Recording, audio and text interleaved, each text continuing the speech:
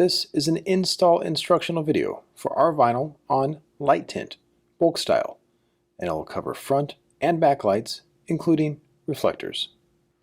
The roll of bulk style Rvinyl light tint comes in a sealed bag. To open, cut alongside the roll of light tint. Inside the package is a straightforward installation guide, as well as an offer to get $20 cash back.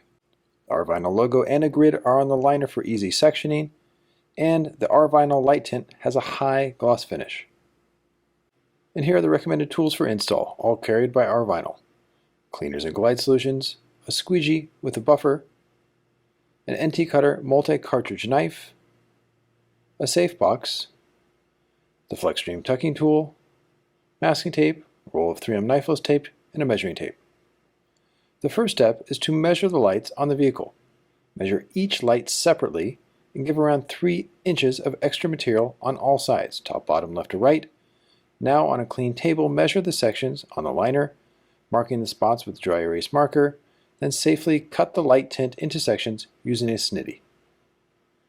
Next up is cleaning and use rapid prep. Spray the lights with an even coverage, then wipe them down with a microfiber towel. Open the hood, trunk, or hatchback when necessary and clean all the edges. This is critical for long-term hold. For tight gaps, take a squeegee and a microfiber towel, spray, then dig the corner in and go from side to side. If you are a beginner, a good tip is to test the cutting edges without any material on to get a good feel for the process. Now we move on to the install, and here is how not to do it. Release the entire liner and place it on the light. This leads to too many wrinkles. Here is one way on how to properly install it.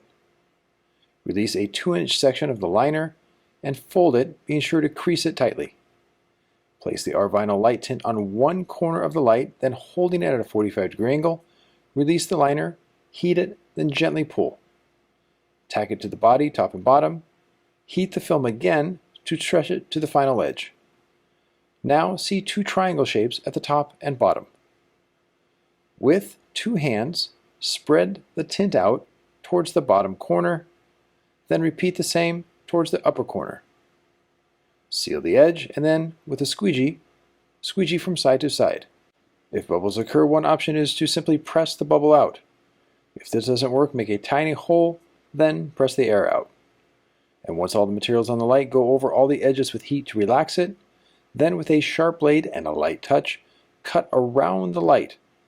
Always slow down on the corner to help ensure a nice even cut, and in many cases the cut should be made on the opposite side to make sure there's enough light to come around the edge.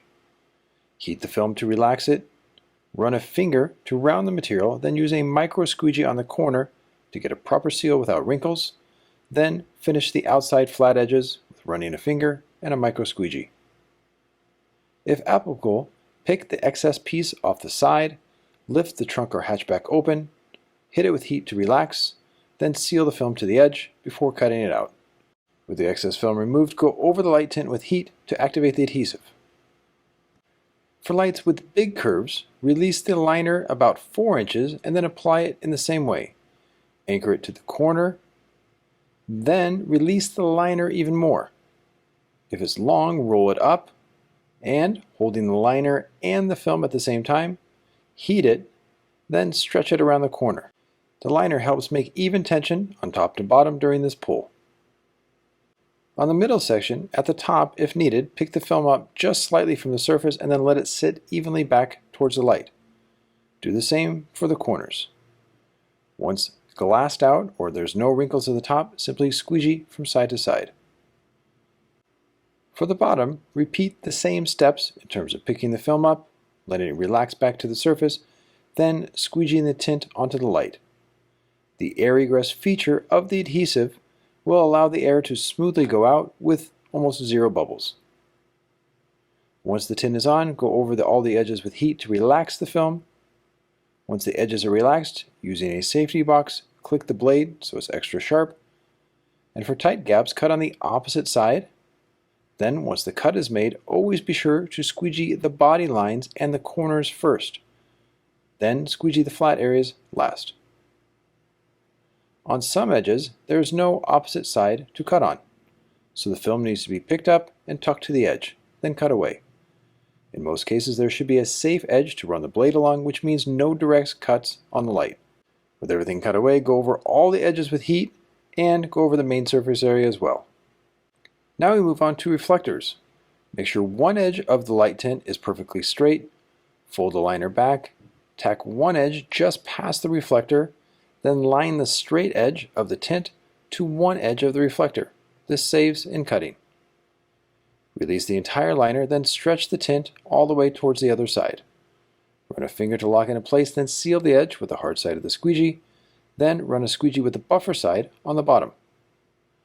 Once everything's on the reflector, click the blade so it's extra sharp, then cut the excess film along the edge of the reflector.